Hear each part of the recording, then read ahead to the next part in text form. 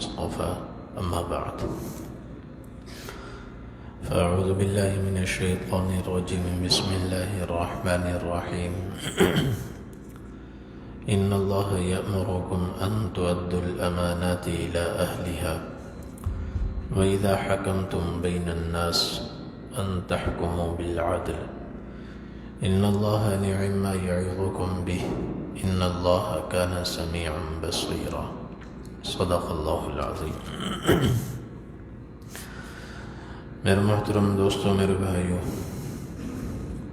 یہ سورۃ النساء کی آیت نمبر 58 ہے۔ اس میں اللہ تبارک و تعالی نے دو اہم باتوں کا حکم ارشاد فرمایا۔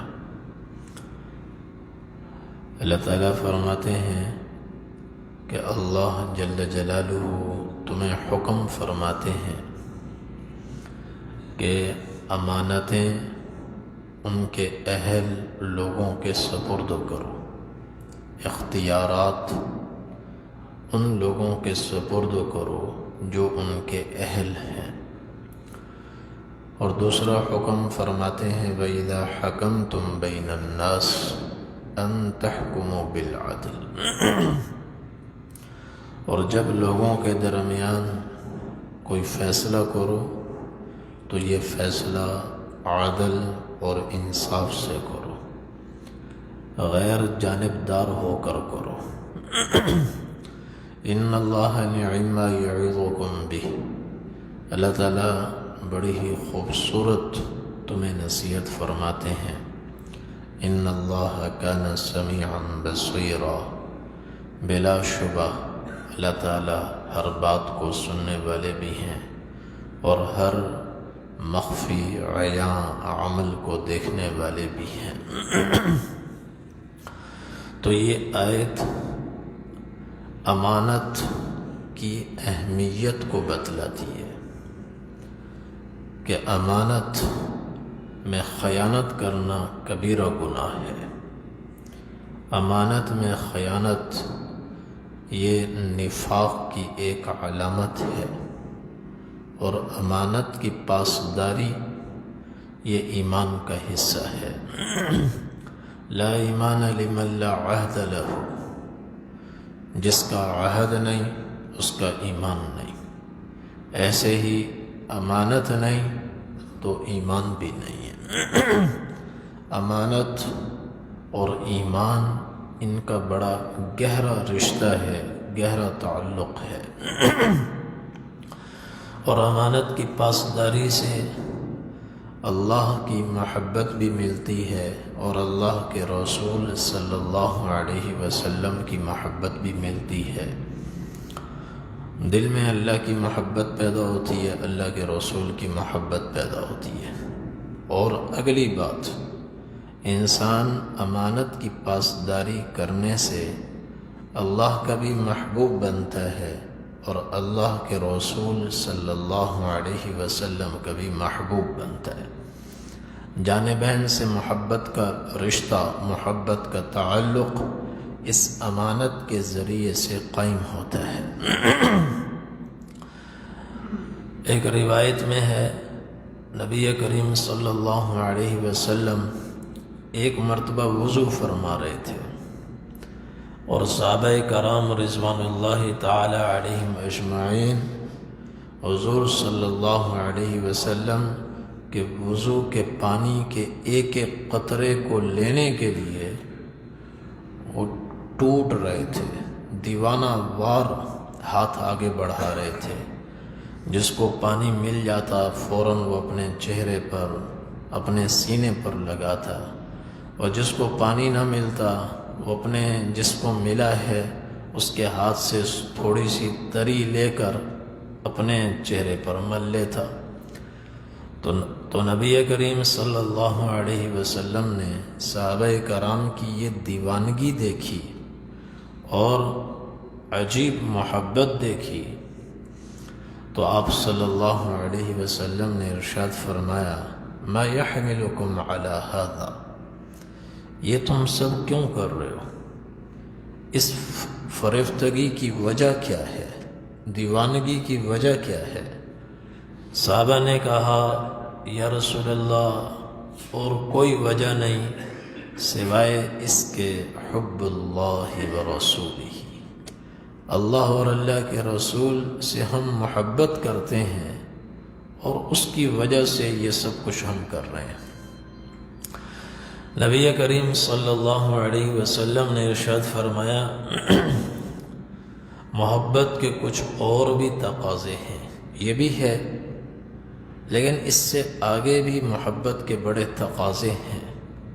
من سرہ ان یحب اللہ ورسولہ او یحبہ اللہ ورسولہ، جو آدمی یہ چاہتا ہو کہ اس کے دل میں اللہ کی محبت اور اللہ کے رسول کی محبت گھر کر جائے، دل میں اتر آئے، بیٹھ جائے، اور دل اللہ اور اللہ کے رسول کی محبت اور عظمت سے معمور ہو جائے، آباد ہو جائے، اور مزید اور وہ آدمی خود بھی اللہ کے ہاں بھی محبوب بنے اور اللہ کے رسول کے ہاں بھی محبوب بنے۔ جو یہ چاہتا ہو کہ میرے دل میں اللہ اور اللہ کے رسول کی محبت آ جائے اور میں اللہ کا بھی محبوب بن جاؤں اور اللہ کے رسول کا بھی محبوب بن جاؤں، تو وہ 3 کام کرے، 3 کام، تو اللہ کی محبت بھی آئے گی، اللہ کے رسول کی محبت بھی آئے گی، اور وہ خود اللہ اور اللہ کے رسول کا محبوب بن جائے گا۔ وہ 3 کام کیا ہیں؟ فَلْيَصْدُقِ الْحَدِيثَ إِذَا حَدَّثَ، بات کرے تو سچی کرے، سچائی کا دامن مضبوطی سے تھام لے اور جھوٹ کو زبان کے قریب نہ آنے دے، سچائی اختیار کرے، سچ بولے ایک، اور دوسری بات وَلْيُؤَدِّ أَمَانَتَهُ إِذَا اؤْتُمِنَ، جب کوئی اس کے پاس امانت رکھوائے اور جب لینے کے لیے آئے دن میں یا رات میں، اگلے دن یا 1 سال کے بعد مکرے نہیں، امانت میں خیانت بھی نہ کرے، امانت میں تبدیلی بھی نہ کرے، جب وہ مطالبہ کرے مانگے بے کم و کاست اس کی امانت اسے واپس کر دے۔ اور تیسرے وَلْيُحْسِنْ جَارَ مَنْ جَاوَرَهُ، اپنے پڑوسی کے ساتھ اچھا سلوک کرے، اپنے پڑوسی کے ساتھ اچھا سلوک کرے۔ جو آدمی یہ 3 کام کرے گا اس کے دل میں اللہ کی محبت بھی پیدا ہوگی اور اللہ کے رسول صلی اللہ علیہ وسلم کی محبت بھی پیدا ہوگی، اور وہ اللہ کا بھی محبوب بنے گا، اللہ کے رسول صلی اللہ علیہ وسلم کا بھی محبوب بنے گا۔ تو یہ ہے امانت، اس کی اہمیت۔ ان اللہ یأمرکم ان تؤدوا الامانات الی اہلہا، اللہ تمہیں حکم فرماتے ہیں کہ جو امانت کے اہل ہیں ان کے سپرد ان کی امانت کرو، جو اہل ہیں ان کے سپرد ان کی امانت کرو۔ نبی کریم صلی اللہ علیہ وسلم سن 7 ہجری میں عمرۃ القضاء کے لیے تشریف لائے۔ 3 دن معاہدے کی روح سے حضور کو اجازت ملی کہ آپ صحابہ کے ساتھ 3 دن مکہ میں قیام کر سکتے ہیں، عمرہ کریں، طواف کریں، اور 4تھے دن کا سورج چڑھنے سے پہلے پہلے آپ مکہ چھوڑ دیں، یا معاہدے کی روح سے آپ کو 3 دن کی اجازت ملی۔ آپ صلی اللہ علیہ وسلم تشریف لائے، عمرہ فرمایا، طواف کیا، اور پھر آپ نے عثمان بن طلحہ الحجبی کو بلایا، فرمایا کہ بیت اللہ کی چابی لے آؤ، میں بیت اللہ کے اندر جانا چاہتا ہوں۔ اور انہوں نے چابی دینے سے انکار کر دیا، انہوں نے کہا جی ہم آپ کے لیے دروازہ نہیں کھول سکتے۔ آپ صلی اللہ علیہ وسلم نے فرمایا تمہاری مرضی ہے، درخواست کی، مگر انہوں نے درخواست قبول نہیں کی۔ اگلے سال اللہ پاک حضور پاک صلی اللہ علیہ وسلم کو فاتحانہ انداز میں مکہ مکرمہ میں لے کر آئے۔ مکہ فتح ہو گیا، قریش مغلوب ہو گئے، مقہور ہو گئے۔ مکہ میں داخل ہو کر اب سیدھا مسجد میں تشریف لائے، طواف فرمایا۔ طواف کے بعد آپ نے عثمان بن طلحہ الحجبی کو بلایا۔ آپ نے فرمایا بیت اللہ کی چابی لے آؤ۔ آج انکار نہیں کر سکتے، آج حضور صلی اللہ علیہ وسلم کو اللہ پاک فاتح کی حیثیت سے لے کر آئے ہیں۔ آپ نے فرمایا چابی لے کر آؤ۔ ابھی وہ مسلمان نہیں ہوئے تو انکار نہیں کر سکے، تو بوجھل قدموں کے ساتھ، دبے قدموں کے ساتھ، بوجھل قدموں کے ساتھ، بھاری دل کے ساتھ، پریشان اور غم زدہ ہو کر وہ گھر گئے۔ چابی ان کی ماں کے پاس تھی، سلافہ بنت سعد کے پاس۔ اور لگا جی اماں جان بیت اللہ کی چابی دے دو۔ حضور پاک صلی اللہ علیہ وسلم مانگ رہے ہیں، اور سلافہ بنت سعد ان کی ماں، ان کا بدر میں ان کے شوہر مارے گئے تھے، اور احد میں ان کے قریبی لوگ مارے گئے، بدر میں بھی ان کے قریبی مارے گئے تھے، ان کے والد۔ تو وہ ایسی عورت تھی کہ عاصم بن ثابت الانصاری رضی اللہ عنہ نے ان کے کسی عزیز کو قتل کیا تھا۔ اس نے نظر مانی تھی کہ اگر عاصم بن ثابت الانصاری کا سر میرے ہاتھ لگا تو میں ان کی کھوپڑی میں شراب ڈال کر پیوں گی۔ یہ وہ عورت تھی۔ بعد میں وہ بھی مسلمان ہو گئی۔ تو بیٹے نے کہا اماں جان اب چابی دے دے۔ انہوں نے فرمایا بیٹا میں تمہیں چابی نہیں دے سکتی، چابی میں تمہیں نہیں دے سکتا۔ انہوں نے کہا جی آج تو دینی پڑے گی، اب انکار کی گنجائش نہیں ہے، اب ہم انکار کی پوزیشن میں نہیں ہیں۔ تو اس نے کہا میں نہیں دیتی۔ پھر ماں نے کہا واللہ لو اخذها منکم لا يعطيكموها ابدا، اللہ کی قسم اگر آپ نے تم سے چابی لے لی تو قیامت تک یہ چابی پھر تمہارے ہاتھ میں نہیں آئے گی۔ اور بیت اللہ کی حجابت، دربانی اور بیت اللہ کی تولیت کا جو اعزاز برس ہا برس سے ہمارے خاندان میں چلا آیا ہے، یہ اعزاز حجابت آج ہمارے ہاتھ سے نکل رہی ہے۔ لیکن کچھ دیر کے بعد سلافہ بنت سعد کو بھی سمجھ میں آ گئی یہ بات کہ آج ہم انکار نہیں کر سکتے، اور ادھر حضور پاک صلی اللہ علیہ وسلم طواف کر کے انتظار میں کھڑے ہوئے، اور سورج سر پر چڑھا ہے، گرمی ہے۔ صحابہ کرام فرماتے ہیں ہم نے حضور پاک صلی اللہ علیہ وسلم کے چہرے انور سے موتیوں کی طرح پسینے کے قطرے بہتے ہوئے دیکھے۔ اب انتظار فرماتے رہے، اور اس دوران حضرت علی رضی اللہ عنہ نے فرمایا لقد اعطینا النبوۃ والسقایۃ والحجابہ فما قوم بافضل منا نصیبا، کہ اللہ تعالیٰ نے ہمارے خاندان کو بہت اونچا شرف بخشا ہے۔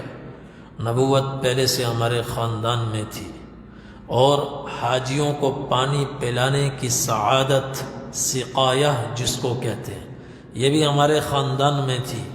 حضرت عباس رضی اللہ عنہ حاجیوں کو پانی پلایا کرتے تھے، کہ یہ دو چیزیں تو اللہ نے بنو ہاشم کو عطا فرمائی تھیں، تیسری چیز نہیں تھی، حجابت، بیت اللہ کی تولیت، بیت اللہ کی دربانی، جس کے پاس چابی ہوتی ہے، جو بیت اللہ کو، حرم کو کھولتا ہے اور پھر حرم کے دروازوں کو بند کرتا ہے، اس خدمت کو حجابت کہتے ہیں۔ فرمائیں یہ تیسری خوبی ہمارے سعادت ہمارے خاندان میں نہیں تھی، آج اللہ نے ہمیں یہ بھی عطا فرما دی، نبوت بھی ہمارے خاندان میں، سقایا بھی ہمارے خاندان میں، حجابہ بھی ہمارے خاندان میں، فما قوم بافضل منا نصیبا، آج دھرتی پر ہم سے زیادہ نصیبے والی قوم، خوش قسمت قوم کوئی نہیں ہے، اور اس میں کوئی شک نہیں، بنو ہاشم سے بڑھ کر دنیا میں کوئی نہیں ہے۔ لیکن حضور پاک صلی اللہ علیہ وسلم کو یہ بات پسند نہیں آئی، آپ کو یہ بات پسند نہیں آئی کہ یہ اس طرح کی باتیں کی جائیں، یہ آپ کو پسند نہیں آئی۔ کچھ دیر کے بعد عثمان بن طلحہ الحجبی بیت اللہ کی چابی لے کر آئے اور کانپتے ہاتھوں سے انہوں نے بیت اللہ کا دروازہ کھولا اور پھر چابی حضور کی خدمت میں پیش کر دی۔ آپ اندر تشریف لے گئے۔ حضرت بلال رضی اللہ عنہ، اسامہ بن زید اور عثمان بن طلحہ الحجبی یہ حضور کے ساتھ تھے۔ آپ اندر گئے، بیت اللہ کے اندر 6 ستون تھے، اور چاروں کونوں میں سب سے پہلے حضور نے ہر کونے میں جا کر دعا مانگی۔ دعا سے فارغ ہو کر پھر آپ تشریف لائے، ایسی جگہ کھڑے ہوئے کہ بیت اللہ کے 6 ستون تھے، 1 ستون آپ کے بائیں طرف، 2 ستون آپ کے دائیں طرف، 3 ستون آپ کے پیچھے تھے۔ ایسی جگہ کھڑے ہوئے جہاں یہ کیفیت بنی، وہاں آپ نے 2 رکعت نماز پڑھائی۔ نماز پڑھ کر فارغ ہوئے، اب بیت اللہ سے باہر تشریف لائے، حضرت اسامہ کو بھیجا، اندر کچھ تصویریں تھیں، جا کر پانی لے آؤ تاکہ یہ تصویریں مٹائی جائیں۔ اور پھر بیت اللہ کی چوکھٹ پر آئے تو پورے اہل مکہ آپ کے سامنے کھڑے ہوئے۔ آپ نے فرمایا ما ترون انی فاعل بکم، تمہارا کیا خیال ہے آج میں تمہارے ساتھ کیا سلوک کرنے والا ہوں؟ انہوں نے کہا ہمیں اطمینان ہے، ہم آپ کو جانتے ہیں، آپ بڑے کریم ہیں، بڑے رحیم ہیں، آپ کے والد جد امجد بھی بڑے کریم تھے، رحیم تھے، ہمیں معلوم ہے آپ انتقام لینے والے نہیں ہیں، کوئی اور بادشاہ ہوتا اور ہم نے اس کے ساتھ وہ کیا ہوتا جو آپ کے ساتھ کیا ہے تو ہماری کھوپڑیوں کے مینار تعمیر کر دیتا، لیکن آپ کے بارے میں ہمیں اطمینان ہے کہ آپ معاف فرمائیں گے۔ آپ نے فرمایا آج میں تم سے وہی کہوں گا جو میرے بھائی یوسف علیہ السلام نے اپنے بھائیوں سے کہا تھا، لا تثریب علیکم اليوم یغفر اللہ لکم، آج تم پر کوئی الزام نہیں، جاؤ میں نے تمہیں معاف کیا، اللہ تمہیں معاف فرمائے، اذهبوا انتم الطلقاء، جاؤ آج تم آزاد ہو۔ عثمان بن طلحہ الحجبی مایوس ہو چکے ہیں کہ ابھی یہ سعادت جو برس ہا برس سے ان کے خاندان میں تھی ان کے اپنے ہاتھوں سے نکل گئی، اور حضرت علی رضی اللہ عنہ نے درخواست کی یا رسول اللہ اجمع لنا السقایۃ والحجابہ، اللہ کے رسول حاجیوں کو پانی تو ہم ہی پلایا کرتے تھے، آج یہ دربانی بھی آپ ہمیں ہی عطا فرمائیں، آج دربانی بھی ہمیں عطا فرمائیں۔ آپ نے فرمایا نہیں۔ عثمان بن طلحہ دائیں بائیں ہو گئے تھے، کہاں ہیں عثمان بن طلحہ؟ حاضر خدمت ہوئے کہ جی میں ہوں۔ آپ نے فرمایا چابی ہاتھ پہ رکھی اور ان کی طرف بڑھائی، فرمایا خذها خالدۃ تالدۃ مخلدۃ لا ينزعها منکم الا ظالم، کہ یہ چابی لو ہمیشہ ہمیشہ کے لیے، مستقل طور پر قیامت تک کے لیے، اب یہ چابی تمہارے خاندان میں رہے گی، کوئی ظالم ہوگا جو تم سے یہ چابی لے گا۔ انی لم ادفعها الیکم، یہ چابی میں تمہیں نہیں دے رہا، ولکن اللہ دفعها الیکم، یہ چابی اللہ تمہیں دے رہے ہیں۔ آپ نے فرمایا خذوها یا بنی شیبہ، اے بنو شیبہ یہ چابی تم لے لو ہمیشہ ہمیشہ کے لیے، قیامت تک کے لیے۔ علماء نے لکھا ہے ہر قبیلہ دنیا سے مٹ سکتا ہے لیکن خاندان بنی شیبہ نہیں مٹ سکتا، جب تک بیت اللہ قائم ہے، دائم ہے، یہ خاندان بھی دھرتی پر موجود رہے گا، اس لیے کہ قیامت تک کے لیے بیت اللہ کی تولیت اس خاندان کے پاس آ گئی ہے، اس لیے یہ خاندان مٹ نہیں سکتا، ہمیشہ ہمیشہ رہے گا۔ حضور کے زمانے سے لے کر آج تک وہ چابی انہی کے پاس ہے، اور اس پر یہ قرآن کریم کی آیت نازل ہوئی، ان اللہ یأمرکم ان تؤدوا الامانات الی اہلہا۔ اللہ تعالیٰ حکم فرما رہے ہیں امانت اس کے حوالے کرو جو امانت کا اصل حقدار ہے اور امانت کا اہل ہے۔ یہ خاندان اگرچہ کافر تھا مگر زمانے کفر میں بھی انہوں نے اس امانت کا خیال رکھا، پاسداری کی، اور پھر حضور کے دینے سے وہ سب مسلمان ہو گئے۔ عثمان بن طلحہ بھی مسلمان ہو گئے، ان کی والدہ سلافہ بنت سعد وہ بھی مسلمان ہو گئی۔ تو یہ ہے امانت جس کا اللہ نے حکم دیا ہے۔ حضرت حذیفہ بن الیمان رضی اللہ عنہ فرماتے ہیں نبی کریم صلی اللہ علیہ وسلم نے امانت سے متعلق مجھے دو باتیں ارشاد فرمائیں۔ ایک تو میں اپنی آنکھوں سے دیکھ چکا ہوں، اور دوسرے کا میں انتظار کر رہا ہوں۔ ابھی تک وہ میں نے دیکھی نہیں ہے لیکن وہ بھی ظاہر ہوگی، ابھی تک میں نے دیکھی نہیں ہے، اس کا مجھے انتظار ہے کہ وہ کب ہوگی۔ ایک بات امانت کس طرح قائم ہوگی، ایک حضور نے اس کے متعلق فرمایا۔ دوسرا امانت لوگوں کے ہاں سے کیسے اٹھے گی، کیسے رفتہ رفتہ امانت کا فقدان ہوگا، یہ بھی حضور پاک صلی اللہ علیہ وسلم نے بیان فرمایا۔ فرمایا ان الامانۃ نزلت فی جذر قلوب الرجال، کہ یہ امانت اللہ کی طرف سے آتی ہے، آسمان سے آتی ہے، اور ایمان کی برکت سے آتی ہے۔ ایمان جتنا مضبوط ہوتا ہے اتنی ہی امانت دیانت طاقتور ہوتی ہے، اور وہ سیدھی آ کر دلوں کی جڑوں میں اترتی ہے اور جڑوں میں بیٹھ جاتی ہے، پھر اس کا اثر یہ ظاہر ہوتا ہے۔ ثم علموا من الکتاب، لوگوں میں دین کا شوق پیدا ہوتا ہے، وہ قرآن کا علم حاصل کرتے ہیں۔ ثم علموا من السنہ، پھر وہ سنت کا بھی علم حاصل کرتے ہیں، احادیث مبارکہ کا بھی علم حاصل کرتے ہیں۔ یہ سب امانت کا اثر ہے۔ امانت ہوتی ہے تو قرآن کا بھی علم حاصل کرتے ہیں اور حدیث کا بھی علم، چونکہ علم کے بغیر امانت کے تقاضوں کو پورا نہیں کیا جا سکتا، امانت کے تقاضوں کو پورا نہیں کیا جاتا، تو یہ امانت انہیں ابھارتی ہے کہ قرآن بھی سیکھو حدیث بھی سیکھو، وہ سیکھتے ہیں۔ پھر حضور نے ایک اور وقت بتایا کہ جب لوگ قرب قیامت میں یا بعد کے زمانوں میں امانت لوگوں سے نکلے گی۔ وہ کیسے نکلے گی؟ آپ نے فرمایا ینام الرجل النوم، آدمی معمولی سا سوئے گا۔ سونے کا مطلب ہے دین سے ادنا درجے کا غافل ہوگا، غفلت، چونکہ جب آدمی سوتا ہے تو غافل ہو جاتا ہے ہر چیز سے، اس کو گرد و پیش کی کوئی خبر نہیں ہوتی۔ ینام الرجل النوم، آدمی معمولی سا سوئے گا یعنی دین سے غافل ہوگا، تو جیسے ہی غافل ہوگا فتقبض الامانہ، کچھ نہ کچھ امانت اس کے دل سے نکل جائے گی، اور فیظل اثرها مثل اثر الوقت، پیچھے امانت اپنا ایک نہ نظر آنے والا نشان چھوڑ جائے گی۔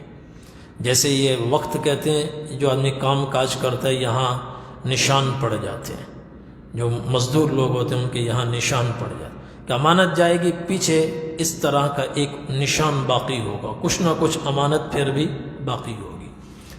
ثم ینام النوم، پھر مزید آدمی دین سے غافل ہوگا، تھوڑی اور غفلت اختیار کرے گا، فتقبض الامانہ، مزید اس کے اندر سے امانت نکلے گی، اور فیظل اثرها مثل اثر المجل، اور امانت کے جانے کے بعد پیچھے ایک ایسا نشان ہوگا جیسے آبلہ ہوتا ہے، آبلہ، پاؤں پر آبلے پڑ جاتے ہیں، ہاتھوں پر بھی آبلے پڑ جاتے ہیں، اور اندر ایک پانی بھرا ہوا ہوتا ہے، اس کو حضور نے فرمایا کجمر دحرجتہ علی رجلک فنفط فتراہ منتبرا ولیس فیہ شیء، کہ جیسے انگارہ پاؤں پر لڑکاؤ تو وہ ایک نشان چھوڑ جاتا ہے، آبلہ بن جاتا ہے اور پھول جاتا ہے اور دیکھنے میں پھولا ہوا نظر آتا ہے، مگر اس کے اندر فاسد مادہ جمع ہوتا ہے، ایسی ہی امانت نکلے گی، لوگ پھولے ہوئے ہوں گے، بڑی ٹیپ ٹاپ ہوگی اور اندر ایک فاسد مادہ جمع ہوگا۔ آبلہ بسا اوقات دیکھنے میں اچھا بھی لگتا ہے، خوبصورت بھی لگتا ہے، مگر وہ اندر جو کچھ اس کے ہے وہ تو فاسد مادہ ہے۔ یہی حال لوگوں کا ہوگا کہ اوپر اسے بڑی ٹیپ ٹاپ ہوگی اور کہا جائے گا ما اعقلہ، یہ آدمی تو بڑا عقل مند ہے، وما اجلدہ، یہ بڑا زبردست آدمی ہے، وما اظرفہ، بڑا خوش مزاج آدمی ہے، ولیس فی قلبہ مثقال حبۃ ذرۃ من ایمان، اور اس کے دل میں ذرہ برابر ایمان نہیں ہوگا۔ اس طرح رفتہ رفتہ کر کے امانت اٹھ جائے گی۔ تو امانت اٹھے گی تو ایمان بھی اٹھ جائے گا۔ ایمان اور امانت ان کا تو چولی دامن کا ساتھ ہے۔ والذین هم لاماناتهم وعہدهم راعون، اللہ تعالیٰ فرماتے ہیں جو اپنی امانتوں کا بھی خیال رکھتے ہیں اور اپنے عہد اور پیمان کا بھی خیال رکھتے ہیں، ان کی پاسداری کرتے ہیں۔ والذین هم بشہاداتهم قائمون، اور اپنی گواہیوں پر قائم رہتے ہیں، صحیح گواہی دیتے ہیں، حق کی گواہی دیتے ہیں۔ والذین هم علی صلاتهم یحافظون، نمازوں کی پابندی کرتے ہیں۔ اولئک فی جنات مکرمون، یہی لوگ ہیں جو جنتوں میں بڑے عزت دار ہوں گے، باعزت زندگی گزارنے والے ہوں گے۔ تو اللہ تعالیٰ فرماتے ہیں ان اللہ یأمرکم ان تؤدوا الامانات الی اہلہا، اللہ تعالیٰ حکم دے رہے ہیں کہ امانت ان کے اہل کے سپرد کرو۔ وَإِذَا حَكَمْتُمْ بَيْنَ النَّاسِ أَن تَحْكُمُوا بِالْعَدْلِ، اور جب فیصلہ کرو تو انصاف کا فیصلہ کرو، جانبدارانہ فیصلہ نہ ہو، غیر جانبدارانہ فیصلہ ہو اور حق پر مبنی فیصلہ ہو۔ حضرت علی رضی اللہ عنہ کو نبی کریم صلی اللہ علیہ وسلم نے جب یمن کی طرف روانہ فرمایا، آپ نے فرمایا علی تمہارے پاس لوگ مقدمات لے کر آئیں گے، اپنے فیصلے لے کر آئیں گے۔ اذا جلس الیک خصمان فلا تقض بینہما حتی تسمع من الآخر، علی جب دو فریق تمہارے پاس کوئی مقدمہ لے کر آئیں تو ان کے درمیان اس وقت تک فیصلہ نہ کرنا جب فریق اول کے ساتھ ساتھ فریق دوم کی بھی پوری بات توجہ سے سن لو۔ ایک فریق کی بات سن کر کبھی فیصلہ نہ کرنا، فیصلہ اس وقت جب فریقین دونوں موجود ہوں اور دونوں اپنا اپنا دعویٰ سنائیں، اطمینان سے دونوں کو سنو اور قرآن و سنت کی روشنی میں پھر ان میں غور کرو، فکر کرو کون حق پر ہے، کون صحیح ہے، کون غلط ہے، پھر اس کے بعد اپنا فیصلہ سناؤ۔ اللہ تعالیٰ فرماتے ہیں ان اللہ نعم ما یعظکم بہ، یہ بڑی خوبصورت اللہ تعالیٰ تمہیں نصیحت فرماتے ہیں۔ اسی سے نظام کائنات چلتا ہے، اسی سے معاشرے کا حسن قائم ہوتا ہے۔ اگر یہ دو چیزیں اندر سے نکل جائیں تو معاشرہ خوبصورت نہیں ہو سکتا۔ ان اللہ کان سمیعا بصیرا، اور جو کہو، جو سنو، جو کرو اس تصور کے ساتھ کرو، کہو، سنو، یہ تصور ہو اللہ ہر بات سن بھی رہے ہیں اور ہر نقل و حرکت کو اللہ پاک دیکھ بھی رہے ہیں۔ اللہ تعالیٰ ہم سب کو عمل کرنے کی توفیق عطا فرمائے۔ وآخر دعوانا الحمد للہ رب العالمین۔ اللهم لك الحمد كما أنت أهله، فصل على محمد كما أنت أهله، وافعل بنا ما أنت أهله، فإنك أنت أهل التقوى وأهل المغفرة۔ ربنا آتنا في الدنيا حسنة وفي الآخرة حسنة وقنا عذاب النار۔ ربنا ظلمنا أنفسنا وإن لم تغفر لنا وترحمنا لنكونن من الخاسرين۔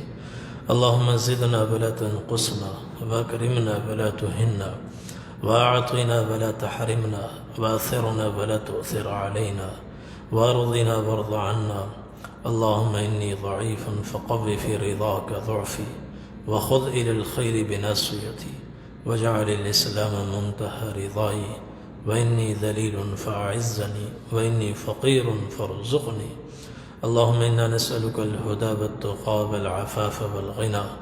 وصلى الله تعالى على خير خلقه محمد وعلى آله وأصحابه وأهل بيته أجمعين برحمتك يا أرحم الراحمين.